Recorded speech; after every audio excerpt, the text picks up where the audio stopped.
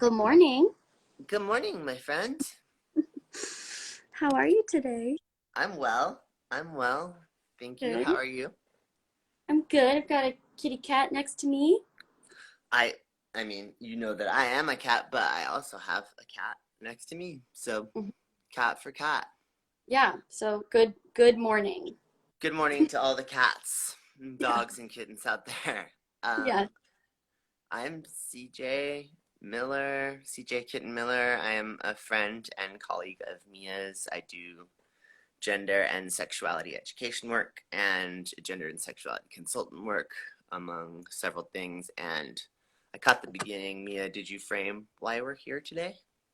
I did. I said that we're going to be talking about um, dating preferences and where they come from, how they're formed, um, and like the media um, that that helps shape those for us, and then also talk about like challenging those preferences with the same amount of like attention and critical thought that we would challenge the media or examine the media that is um, those things for us. Great. Yeah. Yeah, and how, if we are invested in challenging certain, you know, systems that exist in the society that we live in and the way they're internalized in our body, that dating preferences should probably be an arena in which you examine those things, and how maybe sort of often that is an area that people don't pay particular attention to. Or in my experience in educating about this stuff and that post we were talking about, people can get kind of reactive and upset when we talk about how things like transphobia and fat phobia and ableism play into like who you're choosing to date, who you're choosing to, and that's the thing, right? Is that these are like choices that we make. There are some perhaps like innate dynamics around who we find attractive, but by and large, things that are social constructs like beauty standards Hmm. play into who we choose or would desire to date. Right. I think that I think that some of the resistance to looking at where, like, examining your preferences and where they come from is like wanting to feel like, um, or wanting to believe, or perhaps being taught that sexuality is fixed, and that it's not something that anyone that like you're born with it, and it just is, and that it's not something that is informed by your surroundings. It's just like a truth about you. And I think that you and I would both argue that that's not the case. Yeah, I mean, I think there are some, innate things that are built into our bodies, and like, but I think that there is some nuance there, I guess, is what I would say. There are Yeah, I ways was. in which things are certainly impacted by environmental qualities. I mean, I could offer the example that you and I were me and I were playing kind of a fun theoretical game where I was challenging them. I was like, Mia, in a non binary framework, how do we define heterosexuality? Mm-hmm. And like, you know, it's difficult because heterosexuality as an idea only can exist within a binary framework. So if like we didn't have the constructs of gender, then like heterosexuality like wouldn't exist as a concept. And that's not to say that heterosexuality as it relates to our like animal being in terms of like connection, that those attractions wouldn't exist, but the concept itself is tethered to societal definitions around gender. Right. Yes. Yeah, and I think it's like, as with pretty much everything, it's like a nature and a nurture question. Um, it's both. Totally. So that brings us to our overarching thing is that, if our preferences for what we find attractive, with undoubtedly we all have particular preferences and desires, is informed by our environment and to some degree influenced by our environment and the situations we exist in. And if we exist in an environment that is largely racist and transphobic and ableist and fatphobic, that there is a possibility that those ideologies and those ways of existing and those belief systems, beauty standards inform our dating preferences to some degree. Right. Of course. And how are we interrogating those things? Have you even thought about that? Right. So, in talking about what we wanted to talk about, I was reflecting on where a lot of my preferences come or like came from when I was younger, at least in terms of like who I was attracted to when I first started finding myself attracted. And a lot of them were shaped by definitely the TV I was watching. And I remember watching Friends and seeing the show as like, examples of like adult relationships. Um, and that is an all white cast. They're all like pretty thin and conventionally attractive. They're all cis. That show is very transphobic and homophobic and fatphobic and pretty much anything phobic. Um, and I remember watching and being really like, at a very impressionable age, seeing that like Joey and Chandler watch Baywatch and like drool over these women. And so that between that and growing up in Los Angeles with my dad being a talent manager and my mom writing for women's magazines, it wasn't just that those things were all shaping my preferences around who I found desirable, but they were also shaping how I was choosing to present myself so that I would be attractive to people, so that I would be desirable to people that I found desirable. So it was like having this sort of, cyclical, like symbiotic or almost like parasitic relationship where it was like it was like showing me who I should want and then who they want, and then by extension who I should try to emulate in order to be desirable to the people that I'm being told that I should want. And at some point you started to understand that that was something that was sort of like being that was influencing you from like an external perspective, and that if you wanted to challenge the way those things were living in your body, that you needed to take some action to do so. Yeah. Yeah. I think what started to happen um, was that I was starting to notice that there was like a separation between the people that I was like just sort of noticing, like walking down the street type of thing. There was like people where I would be like, oh, that person is attractive. And then a really big disparity between that, which was pretty consistent, and then like the people that I was actually finding myself connecting with on like an emotional and mental level. Yeah. And the people that I was finding myself really connecting with often weren't the same sort of physical type as the people that I was sort of noticing before getting to know them. So that was probably kind of the beginning of challenging it, where I was like, oh, this is not actually helping me. These ideas that I have of like these normative beauty standards are not actually helping me find the connection that I'm looking for. And so there started to be kind of like a breaking down of those like of the desires around exclusively physical traits. And then I definitely like that was, probably in my like late teens, early 20s. And then as I got older, I was noticing how I was interacting with dating apps where I was like, I'm swiping pretty quickly on people who don't fit this very normative physical archetype.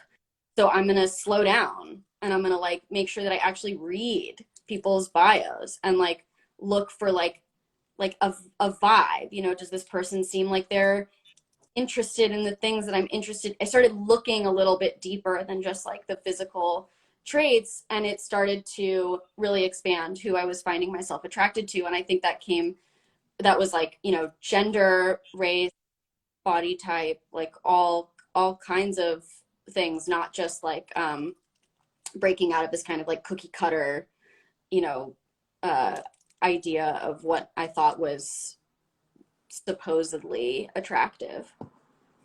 Yeah, I mean, we see even in tracing like certain historical pathways, like what has come in and out of like the main dominant viewpoint around like what is beautiful and what is attractive. Right. So, undoubtedly, if those things can shift on a societal level, like you can microcosmically within your own environment also shift those things. So, you know, changing the types of media you consume, Mm-hmm. you know, interacting with dating apps in a very different way. Who are the people that you spend time with, even beyond dating?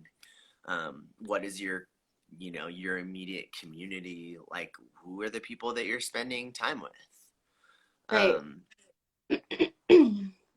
and yeah, Mia and I have come together to talk about this because a while ago, a couple months ago, I made this post around like questioning if you're dating based on genitalia. I think like a lot of people would probably say that like if I was like, cool, is genitals the main thing that you're choosing as your criteria for dating? Most people would be like, no, no, no, no. But,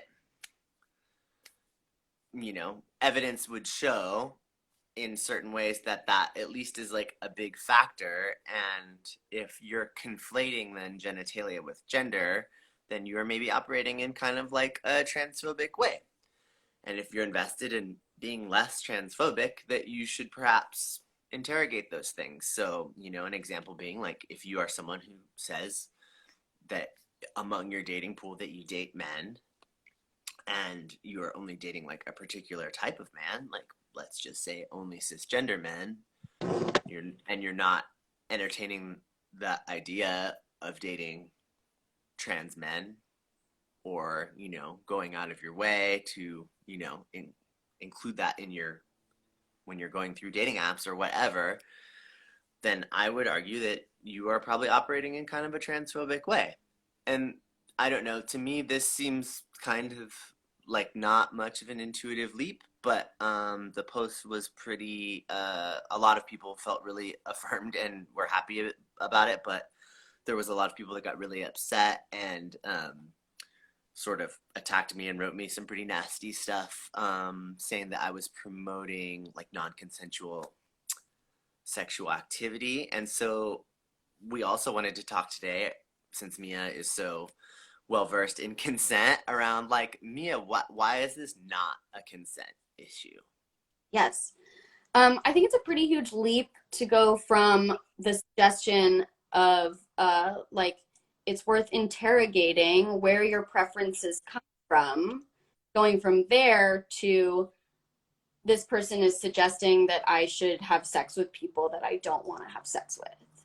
Um, no one wants to have sex with anyone who doesn't want to have sex with them. Like, I mean, I shouldn't say no one, but we're not suggesting that you should go have sex with people that you don't want to have sex with because the other person probably wouldn't want to have sex with you, knowing that you don't want. It's increasing the like potential for like harm happening in a lot of ways. Yes. And the I mean, if you're invested in being less transphobic, um, then then the invitation is to like look with a critical lens at where your preferences come from. That does not mean that you should go out and like please interrogate and criticize where your preferences come from before you have sex with people. like, do not just go out and do that. That is not the suggestion that we're making at all. No, not at all. But that was what people seem to really assume about that post in particular. And I don't know if anyone watching this is going to make that same, like, that inference around this. But to be explicit, that is not what we are saying.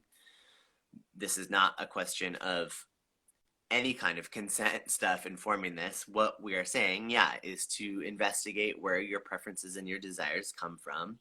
And there are ways in which you can challenge those things that don't involve dating or hooking up with someone that you don't want to have. Right. The grammar of that sentence was off. But, but yeah, but challenging these things in some ways. So, like, what we've offered previously in this thing would be like, what kind of porn are you watching?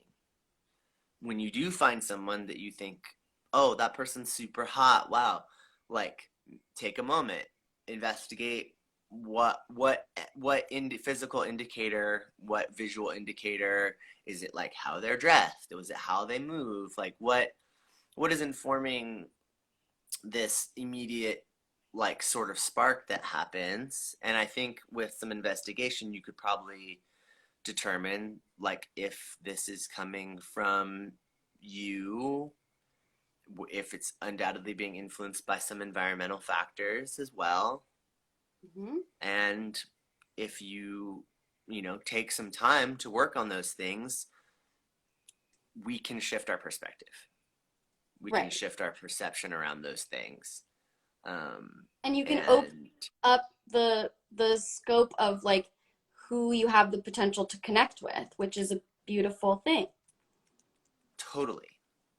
And I think people kind of center sexuality in a particular way: pansexuality, bisexuality, homosexuality, queerness, heterosexuality.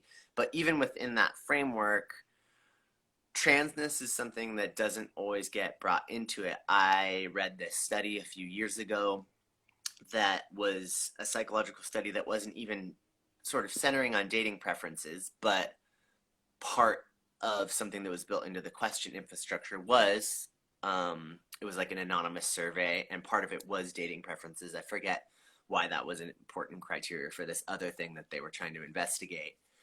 And within that framework, it sort of exposed all of these transphobic biases where cis women who were interviewed who, considered themselves to be like queer or lesbians were far more likely to date trans men and like had very little interest in dating trans women within this Mm, framework. So to me, that says that these cis women are viewing trans men not as their gender and not viewing trans women as their gender, because if you are a cisgender lesbian who says you date women and you're not dating trans women, then you are probably transphobic.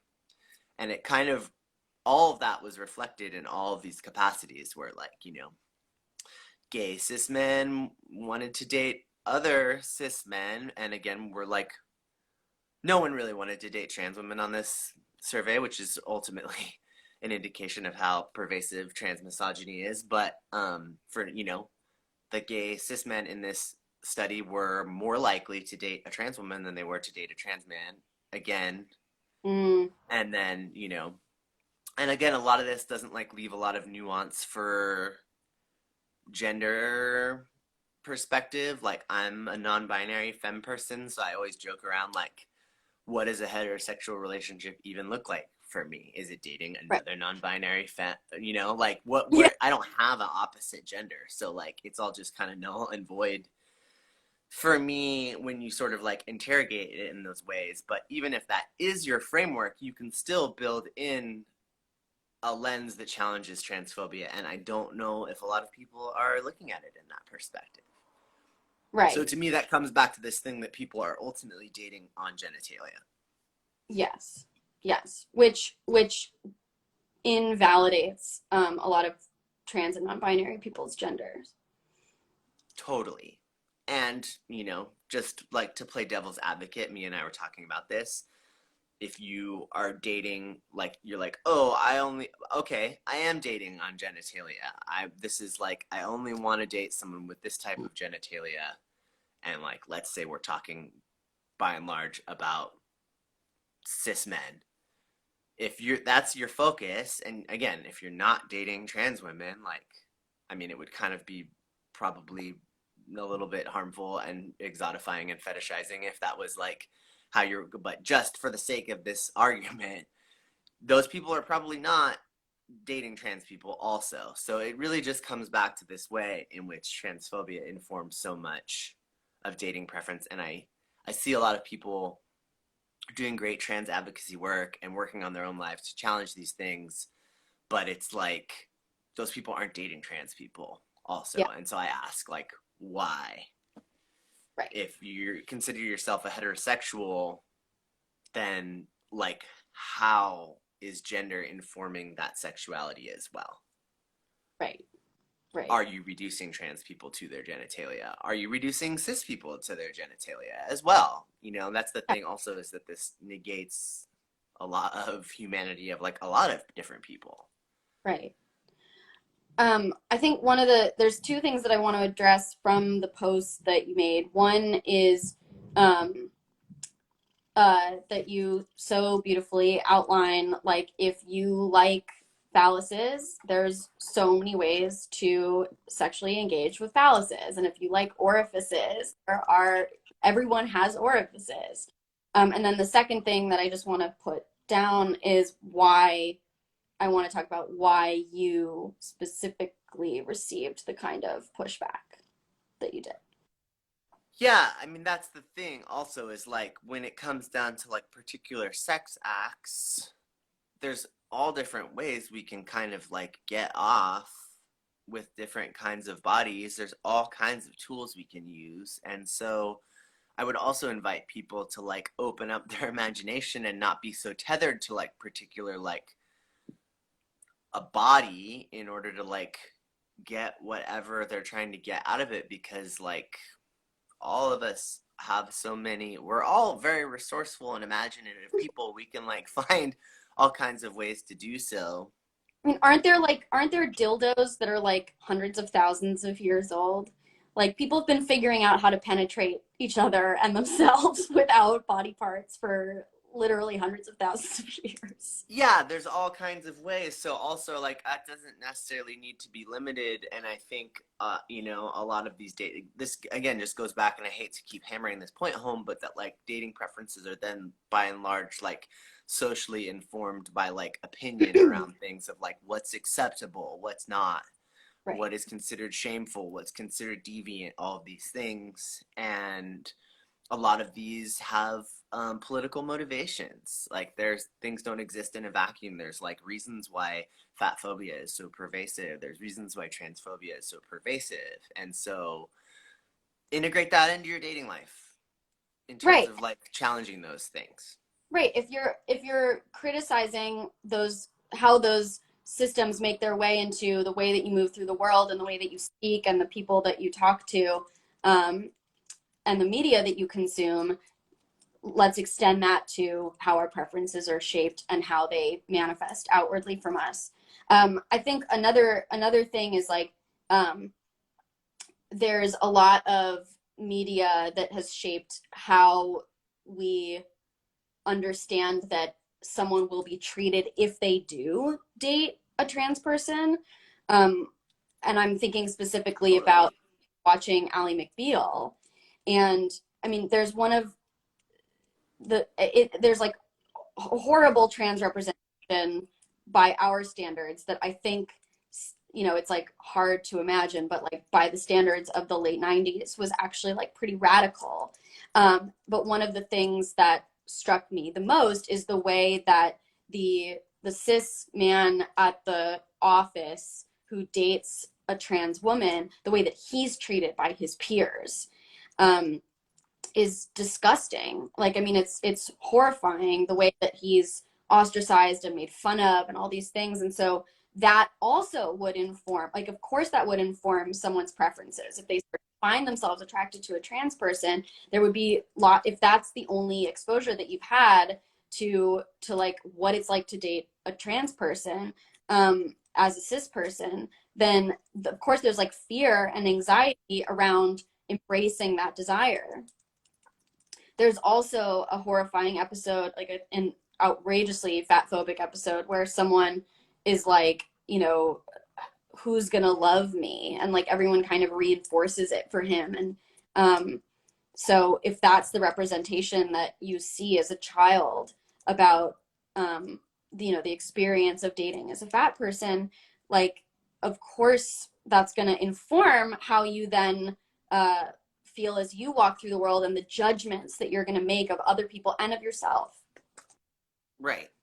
And so just like shift that stuff. And what this Ally McBeal anecdote tells me, at least in terms of a trans perspective, is again this like, I would say, general like misinformed perspective around conflation of gender and sexuality. So Yeah. often, like, even though, per our point around like how do we examine heterosexuality in a non-binary framework, like they are related in some way, but they don't have this like one-to-one corollary that I think a lot of people like don't totally, or maybe they say that they understand in a theoretical framework, but then we like don't fully like go there, Right.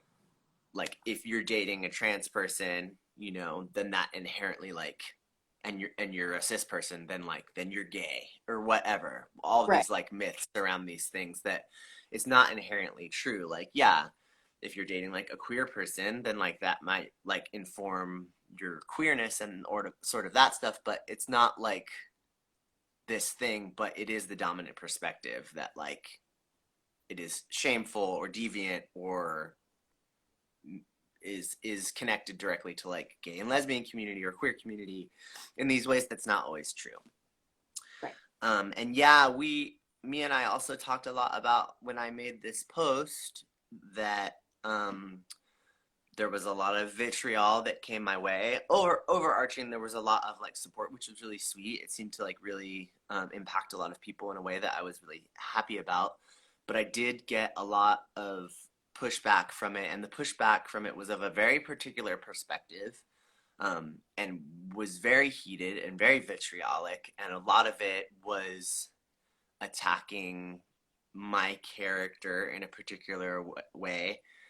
You know, content warning for like sexual assault related things. There was a lot of people that were calling me like a rape apologist, Mm-hmm. and um sort of misconstruing this invitation to sort of investigate preferences as me outright telling people that if they don't engage in non-consensual sex that they're transphobic or whatever. And it came from a like a very particular type of demographic of people. Some of it was other trans people and queer people, but um, it was not, I will just say it was not trans women who were um, coming for me in this particular way. And I would argue that this representation and why I got so much sort of really intense, angry pushback from this is trans misogyny, in that people see me as a trans woman as being inherently deviant, and that I'm a sexual predator, and that there is this association for trans women and a connection to phallus, a connection to penis genitalia as like being violent. And we see this time and time again. It's why all of these criticisms of bathroom bills only really tend to focus on like trans women in women's restrooms and how that's unsafe for women and children, and you know trans women in the women's locker room and how unsafe this is for women and children, cis women and children. And there is just time and time again a representation, a very ill-informed representation, of trans women as being like violent sexual predators just by nature of our bodies. And I feel that that was a big part around why people were so reactive and projecting and jumping to these conclusions, that I was going as far to like encourage people to like rape other people. Yeah. In this post that was exactly what me and I are discussing today, was just an invitation to look deeper into your dating preferences, and that, probably, I mean, I can say that for sure. I know I am this is something that I do. Like, my preferences are informed by dominant standards for sure. There's been ways in which I've had to like check and investigate all of these things. There's ways in which transphobia informs how I move in the world, even as a non-binary intersex trans femme. Like, and I do a lot of work to extricate that stuff, but I'm not, it's kind of like inescapable to some degree because of how pervasive it is in terms of like everything that's around us, at least in the society that I exist in. And so I was, just inviting that sort of investigation to deepen the way you are challenging these systems inside of yourself. And I think that a lot of the pushback had to do with a trans misogynist perspective of me as a sexual predator. Right. I think Yeah. we talked a little bit about like how different it would be if I had made that post. And I'm sure that I also would have received pushback, but not the same accusations of like, and not just being a rape apologist, but like actually encouraging it, encouraging people to go out and have sex with people that they don't want to have sex with, which is completely not like not what you were saying. Um, I think had I made that post, it wouldn't have felt like threatening to people. Yes, that's a good way to put it. People clearly felt very threatened by it. Yeah, yeah, And that, to me, that came from the language of comments that were left and the like innumerable DMs that I got from people around it. And it was so intense, and so yeah, everyone was so certain that I had to go back, and I started to like self gaslight, and I asked Mia, I was like, Mia, is this post, like, you know about consent, is this post like encouraging any sort of non-consensual sexual activity, even to like a degree? And Mia was like, no. absolutely not. So so to me, if that's the case, if I was so explicit in like what the post's intention was and the language around it, and people were still coming to these assumptions in such like, I'm completely positive that this is what you're saying, CJ, and I'm gonna like attack you over this, that had to be informed by something else. um Yes. so Yeah, well, and also I think it was very clear from the people who, like, the dominant demographic of people who were um, responding in that way. Um, I think it's worth naming who that was. Are you not? Do you not want to do that? yeah, no, I can. I mean, I just, I don't, I hate generalizations, but I mean, in this case, it was like, it was mostly like Hmm. seemingly like based at least on like seeing Instagram profiles and stuff, like a lot of like AFAB non-binary people. Hmm. There were some trans men, and there was a handful of cis women, and all of them were white. Right. Right.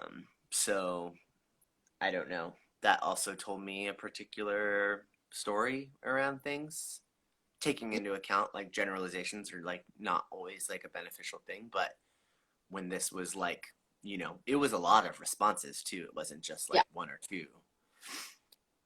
Yeah. Um, Very like Andrea Dworkin esque, who and Andrea Dworkin talked who's about that? how Andrea Dworkin was like I want to say second wave feminist who argued she was fervently anti-porn, and she argued that like all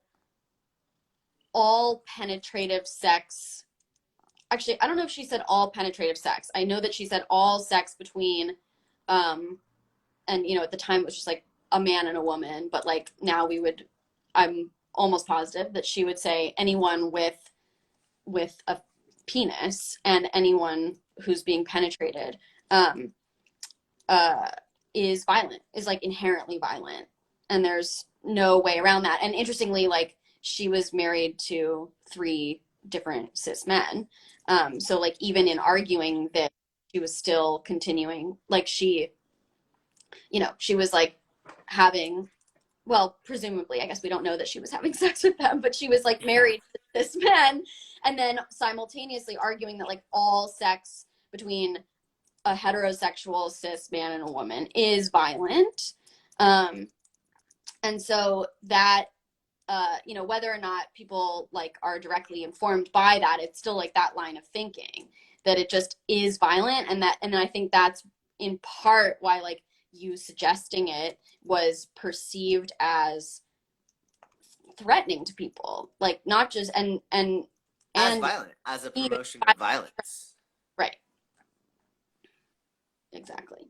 Yeah, I mean that was what I came to understand in my experience of dealing with that on that post, which I thought was like, I really wanted to make sure that it was explicit and like consent informed, that it wasn't like, Yeah.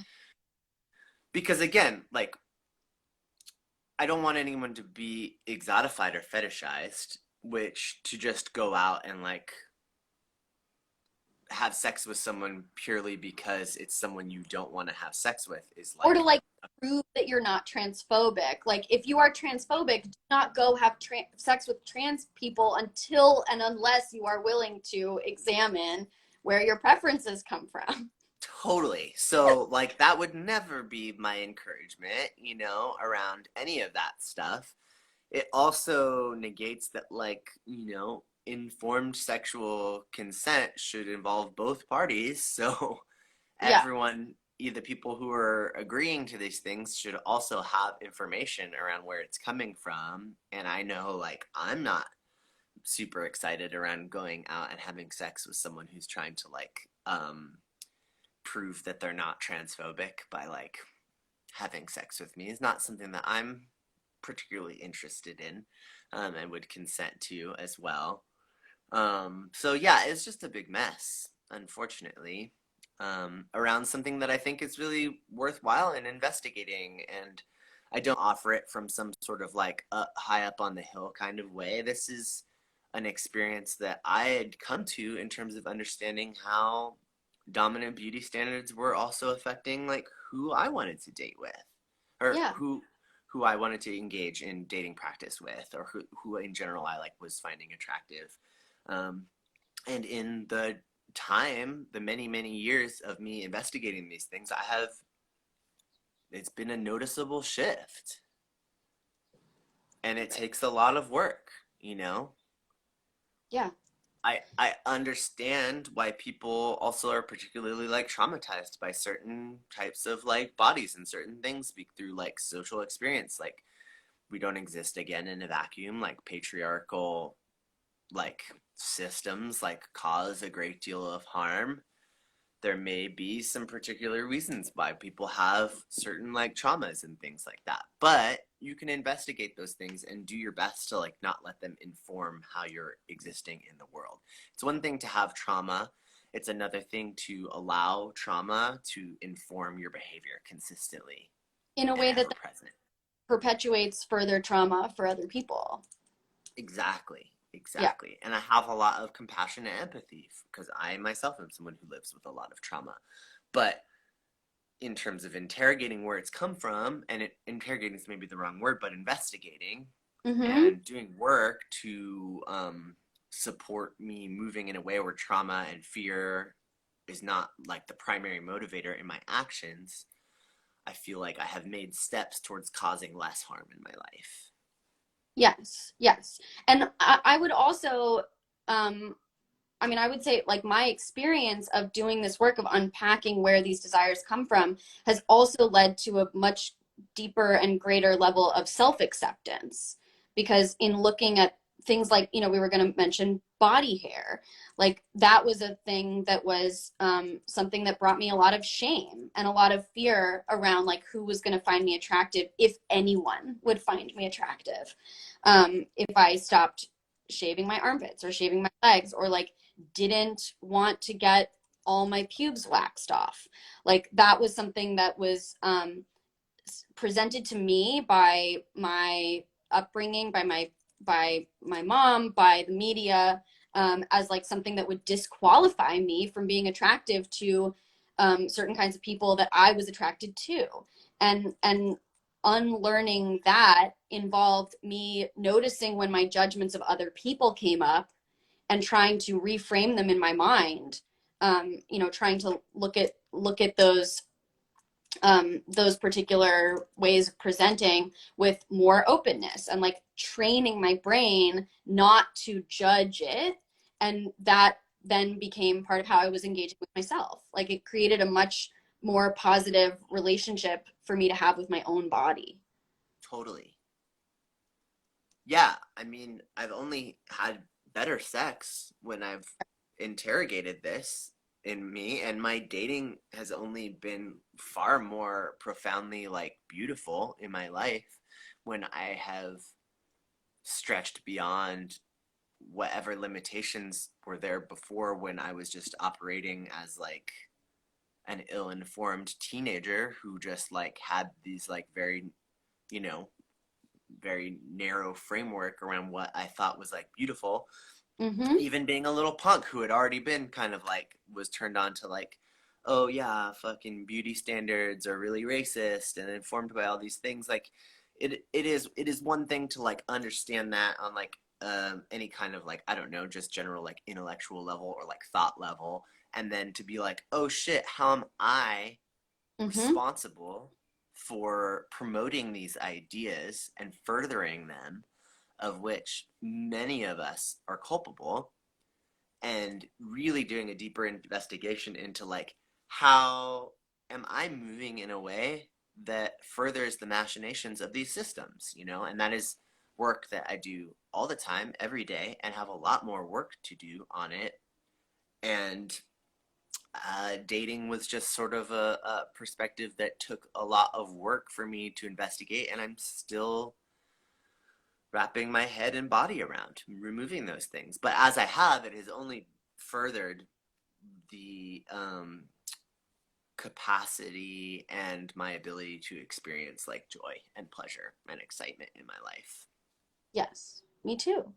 I think part of the reaction to to suggesting this kind of interrogation, or investigation rather is the word that you used, um, is that I think like a post like the one that you made, for some people, is received as like an accusation that they are transphobic, and like if you do not do X, then you are transphobic. And I a lot of like the reframes that I use in my own mind as I move throughout my life and catch myself making judgments or having thoughts that are, the result of like the media that I've consumed, is I try to sort of simultaneously do two things that might seem like they're in conflict, but they're not. One is go like, okay, some system just worked through me. So I'm going to like look at where that came from and separate my like core self from that system.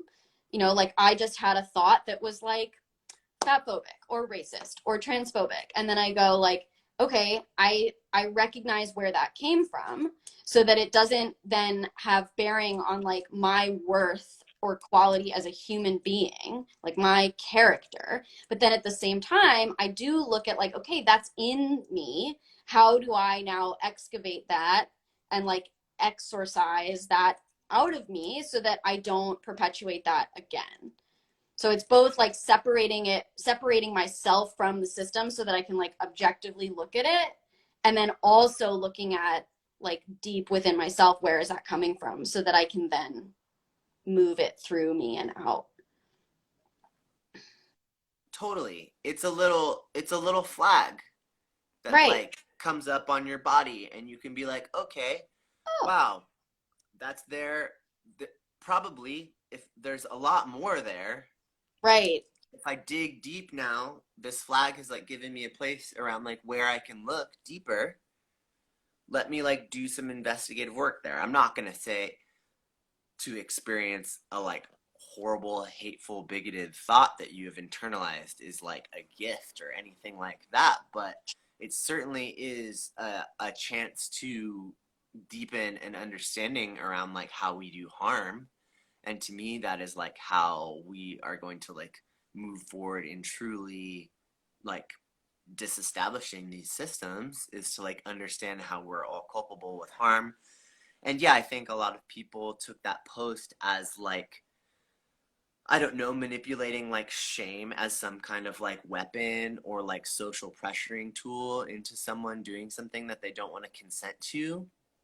And undoubtedly there are a lot of ways in which like shame is like weaponized in our society to like manipulate people to like varying degrees.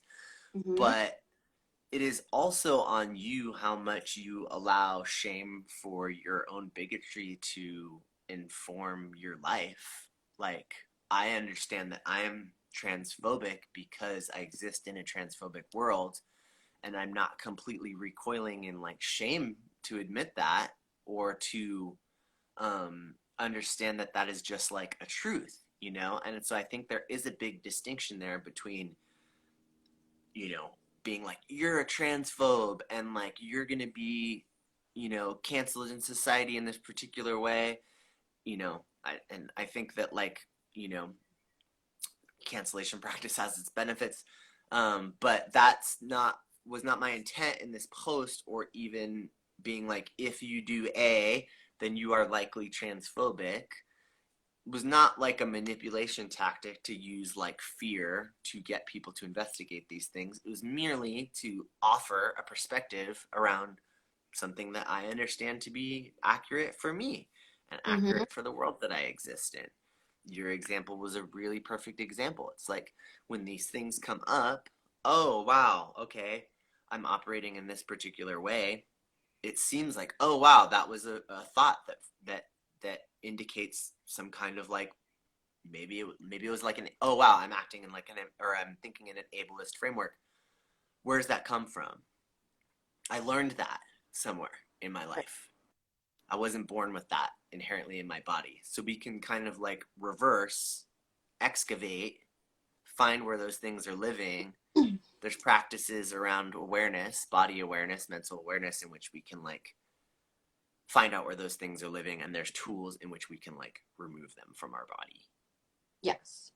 Um, I think there's a point about like I think that often people will see something that like there was a perception with your post around that you were pointing a finger of blame at people or like calling people hypocrites. And I think about this idea of hypocrisy a lot. I think just I love that metaphor of the flag. Like when someone points out a place where I'm being hypocritical, I'm like, oh whoa, thank you. I need to look at that. But I think that there was a time in my life, and I think that a lot of and I think that this is like a common reaction to being told that you're a hypocrite. It's like that hearing that you are a hypocrite is like a character attack. It means Right. that you're not living in alignment with your values, or you're not practicing what you preach.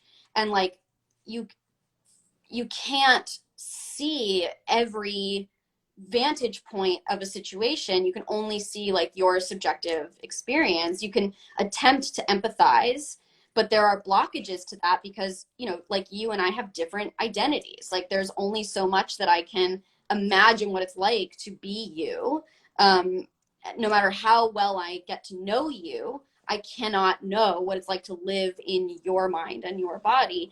And so Totally. those moments of like learning that I've done something hypocritical or said something hypocritical, like that's really important feedback. And I think that there's a lot of resistance to hearing that. People feel that they're being blamed. And so then the reaction is defensiveness. Totally. Yeah, and I've had I've had a lot of experiences around being called in on harm from friends, and undoubtedly I felt some shame around that. And Mhm. there's been times where I've also acted in defensive ways. And I'm really, that's something that I don't want to invest in as like how I react when I'm offered these things. Um, because it is a huge gift to be given, you know, insight into ways we can do better or ways we can like mitigate how much harm we cause. And so trying to integrate that into how I act is like is something I'm heavily invested in, but that doesn't mean that I'm perfect at it all the time. Right. Of course not. Of course not. Yeah, but something to be working towards for sure. Yeah, always the goal, but like I think about these things as like the math equation where the limit does not exist, where it's like once you recognize something, there's like a really often really fast like improvement, you know? And then it sort of peters out where like the instances of where like my transphobia, for example, show up are getting like smaller and smaller and subtler and subtler, but they're never going to get to zero because I live in a this world, you know, I live in this transphobic world. So Totally.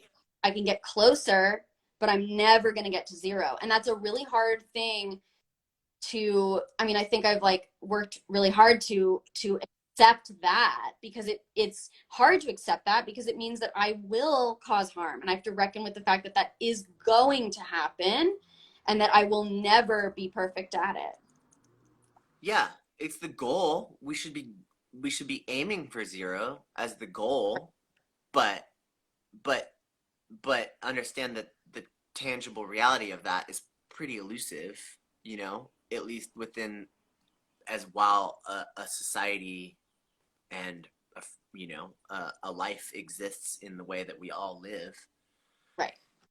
There's ways we all further these systems to varying degrees. There's a lot of ways in which we're not aware of it. And that is sort of the main hope around this conversation that we're having today, around that post that I made, was just to bring sort of like additional awareness around an area that tended to be not as commonly addressed as I see other ways in which people examine transphobia. I don't see a lot of people talking about dating, and I see it all the time. I hear about transphobia in dating from tons of my friends who are trans. I have experienced a lot of it. Um, and yeah, and there's been ways in which undoubtedly I have also been transphobic in how I've been dating, and it's taken a lot of work to even get into a place of awareness. And so I was like, cool, great. I think this is something that should be addressed. Mm-hmm.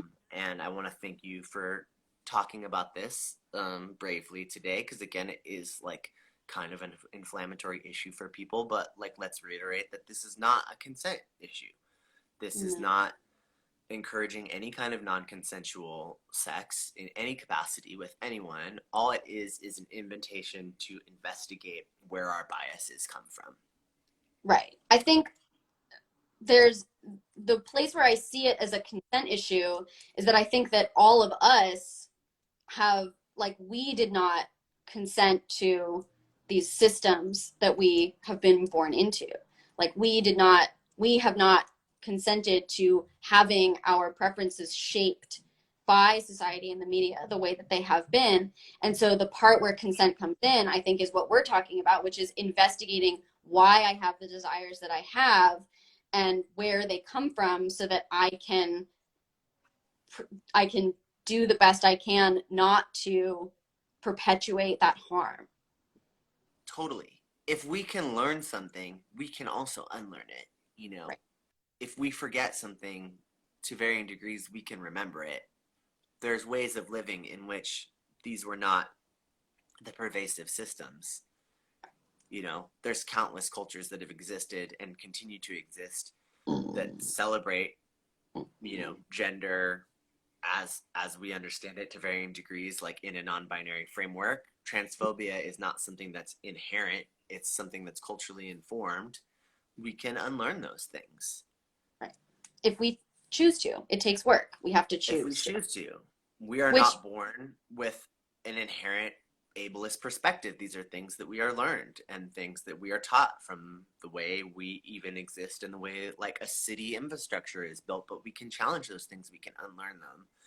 And I believe in people's capacity to shift and change those things. And where you do have consent is in your own volition in engaging with those things. Once you have some kind of awareness around it, you can make consensual, informed choices to unlearn, to learn new ways of existing. Which brings us to some of our call to action points or like questions that I would encourage people to ask if they are looking to investigate where these desires come from and challenge Hit me them. with the call to action points. Okay. Well, one of the questions is like, who do you follow on Instagram? Is it, is it all like thin, conventionally attractive, able-bodied white people, white cis people? Like, if that's who your feed is mainly showing to you, there's a really easy way to change that. Um, what media do you consume? Are you looking at it critically? Like I've been doing a lot of going back and looking at the media from when I was a kid, like a lot of the TV from when I was a child and a teenager, and trying to track like where did these ideas, these like sexist, homophobic, racist, fatphobic, transphobic ideas come to me, and how were they packaged? Were they packaged in this like in a joke? So that it didn't seem so serious. Like, why would I think to challenge what Friends is teaching me when there's like a laugh track, which is basically telling me that like dozens of people are finding this funny. It's mainstream TV. How could it be telling me anything bad? Um, Yeah. so, yeah, do you want to expand on those? Oh, I don't know if I need to expand on that. Yeah, just interrogate what you're watching. Right. Um, Expand your framework. Are you just watching Euphoria?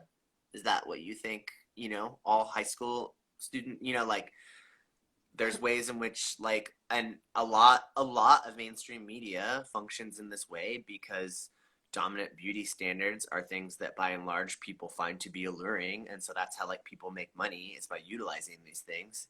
right. It's why a lot of celebrities adhere and conform to these dominant beauty standards, but there's plenty of other things out there in which you can consume, or you can consume that media but have a critical framework of it also. It doesn't need to inherently Right. like influence you in the way to like uphold and support those ways of the standards operating. Right. I also would say, like whenever you're on a dating app, you are teaching the algorithm who you're attracted to by uh by with various variables.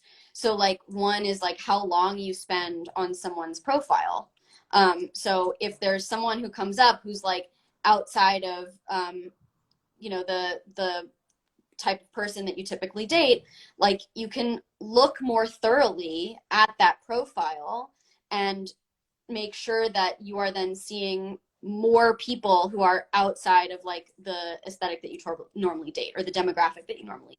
Totally. And maybe we're getting ahead of ourselves. Maybe that's somewhere someone isn't already at. So like that's a step you can think is like, is there a pattern in which people you have dated or tried to date or found attractive, like, are there any patterns that emerge there? Are there any consistencies that you can pinpoint? That might be a good step for people in terms Mm-hmm. of addressing where their biases lie. If you can look at like a particular pattern that emerges for you, I would imagine that probably there is to Yeah, some degree. right. And it's up to you to identify that pattern. And these Um, patterns are not inherently bigoted or biased. There may be a lot of reasons why you date in a particular way that you do. yes, All I am suggesting is that that you investigate it and it be informed yes, right, around why you do the things that you do. right. You know, I myself, as a trans femme person, there may be some very particular reasons why I don't date certain types of people. You know, I feel a lot safer dating other trans people. One of my partners is cisgender and is an angel and incredible and is one of the best relationships I have ever had. But you know, there are reasons why in moving and dating that I might be more invested in dating other trans people, and that calls into a question of like self-preservation and safety, and me trying to like reduce the amount of harm that I experience. So there are ways in which, you know, preferences are not inherently bigoted, but, you know, investigate it, because there are ways in which my decisions are informed by those things, and I don't want to invest in those systems. Right. Right. Yeah, it's an ongoing, forever practice, and your preferences are not. They were not placing blame on anyone for their preferences. They are not. They do not indicate like a character judgment about a person. They merely are shaped by the environment that you're in and what you've had exposure to throughout your life. Yeah, and you can and so we're giving some tangible ways in which you can shift those things, and so just an initial investigation around like understanding the whys and wherefores. Right. I would say, you know, a way to like operate to challenge these things that's not directly placing someone in harm, and we're avoiding like fetishization and exotifying people or objectifying people or doing something to like sort of prove to yourself whatever things we've addressed earlier in this is you can just like spend time in community with people, also like develop friendships, develop relationships with, you know, all kinds of people, coworkers, etc. You know, Mm-hmm. I'm not saying that you won't harm people that you're not in a sexual relationship with. Like, that's not what I'm saying. But there are ways in which I think if you spend time with people that are outside of the pattern in which you normally associate yourself with, that is a way to also get beyond systems of biases and bigoted frameworks. Right. Right. And I think the conclusion that I've drawn from this kind of self-examination is that it has ultimately made my relationships more fulfilling, um, and and also improved my relationship with myself and my body. Totally. Definitely. It's helped me investigate like how consistently I'm going to do harm based on like me being a white person and the ways in which I'm complicit and further systems of white supremacy. There's a lot of ways in which it's given me really helpful insight to like find ways to like reduce the amount of harm that I do because of these things. Right. Right. And yeah, so I know there's a lot of you out there that are doing those things, but are you doing those things when it comes to dating? Right. To me, it's an area that is neglected kind of sometimes. Mm-hmm. Yeah. It's sort of like untouchable in a way. Um, Right, because I think it comes back to this thing where people sometimes are like, "Oh, well, these are my preferences and I'm allowed to have them." And if you're telling me I'm not allowed to have them, like that's not consensual. Like, you know, right. you're telling me that I should engage in sex with someone that I don't want to have sex with. That's bad. That's not consensual. And it's like, well, you know, no, no one's telling you not to. And yes, that would be like to engage in non-consensual sex would be very terrible and harmful.